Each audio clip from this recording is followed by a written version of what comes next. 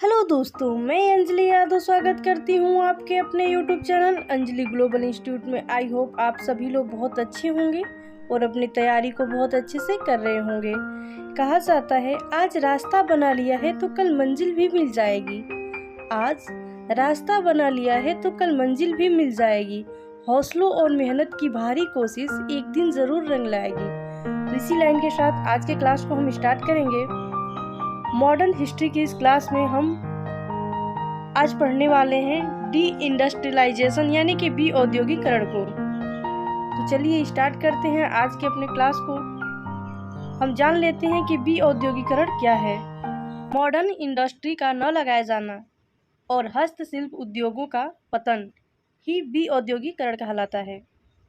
मतलब हस्तशिल्प उद्योग का मतलब है छोटे मोटे जो उद्योग हैं, दिया सलाई उद्योग, इनका पतन और जो आधुनिक उद्योग हैं उनका भी न लगाया जाना ही बी औद्योगिकरण है।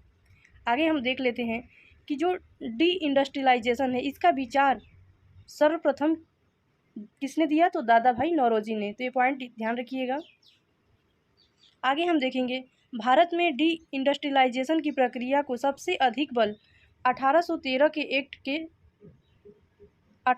का जो एक्ट आया था उससे मिला। इसको हम पिछली क्लासेस में भी पढ़ा है हमने।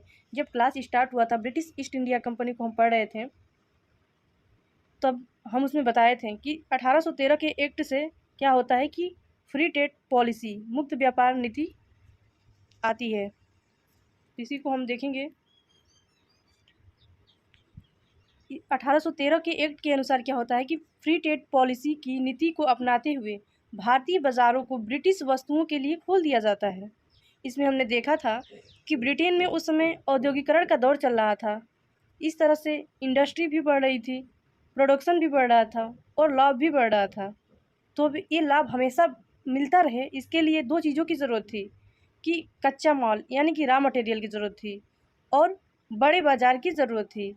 तो ये सब हमेशा मिलता रहे, इसके लिए फ्री ट्रेड पॉलिसी को अपनाया गया और भारत का जो बाज़ार है वो ब्रिटिश वस्तुओं के लिए खोल दिया गया।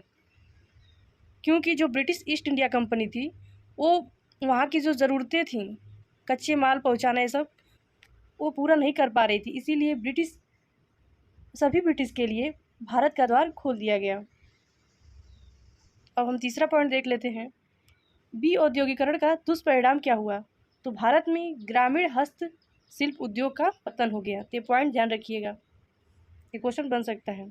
तो अभी तक हमने देखा भू राजस्व नीति और डी इंडस्ट्रियलाइजेशन। तो इसमें हम देखें कि डी इंडस्ट्रियलाइजेशन में क्या हो रहा है कि हस्तशिल्प जो है उनका पतन हो रहा है और मॉडर्न इंडस्ट्री जो है वो भी नहीं लगाई जा रही है। तो इससे क्या हो रहा है कि लेबर के पास काम नहीं है, तो अब लेबर क्या करेंगे, लेबर खेती करने निकल जाएंगे। अब खेती की हालत तो आपको पता ही है।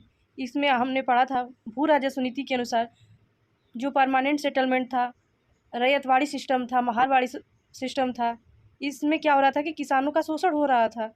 अब बताइए कि जब इधर भी लेबर के पास काम नहीं है, ये भी खेती करने आ रहे हैं और इधर किसानों की हालत तो ऐसे ही ख़राब है, किसानों का शोषण हो रहा है, तो खेती करने वाले किसान की भी बदहाल हो गए। अब वो मरने के लिए मजबूर हो जाते हैं। इसी में अब हम देखेंगे, अब हमारा अगला टॉपिक होने वाला है भारत में रेलवे का विकास। तो आप ये सोचेंगे कि जब भारत में भी औद्योगिकरण का दौर चल रहा है तो ब्रिटिश ऐसा क्यों करेंगे, ब्रिटिश भारत में रेलवे का विकास क्यों करेंगे। तो उसको भी जान लेते हैं कि क्योंकि वो आयात निर्यात को तेज करना चाहते थे। मतलब भारत से कच्चा माल अधिक से अधिक ब्रिटेन में पहुंचाया जा सके, इसके लिए उन्होंने रेलवे का विकास किया। और दूसरा कारण ये है कि ब्रिटेन अपनी आर्मी और वेपन पावर जो है उसका विस्तार कर पाए, इसके लिए उन्होंने रेलवे का विकास किया कि मतलब ब्रिटेन की सेना, ब्रिटिश जो है ज़्यादा से ज़्यादा भारत में आ सकें। अब हम देखेंगे इसी में आगे 1813 से 1832 में भारत में रेलवे की स्थापना का सुझाव लॉर्ड विलियम बेंटिंक ने दिया। तो ये क्वेश्चन बनता है कि भारत में रेलवे की स्थापना का सुझाव किसने दिया, तो इसका आंसर हो जाता है लॉर्ड विलियम बेंटिंक ने। कब दिया, 1831 से 1832 में। तो ये सब ध्यान रखिएगा। 1844 में पहली बार भाप गाड़ी अर्थात स्ट्रीम कार्ड बनाने का प्रस्ताव रखा गया।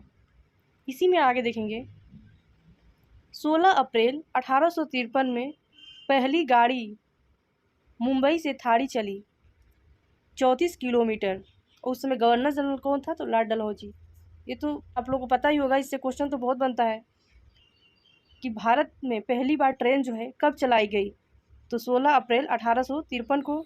और कितने किलोमीटर चलाई गई? तो 34 किलोमीटर।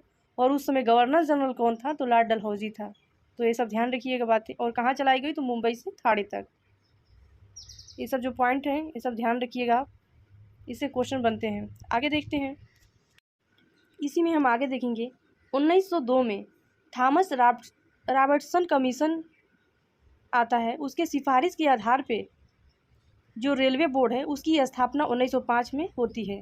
तो ये क्वेश्चन बनता है कि किसकी सिफारिश के आधार पे रेलवे बोर्ड की स्थापना हुई? तो थॉमस रॉबर्टसन कमीशन के सिफारिश पे। और कब हुई?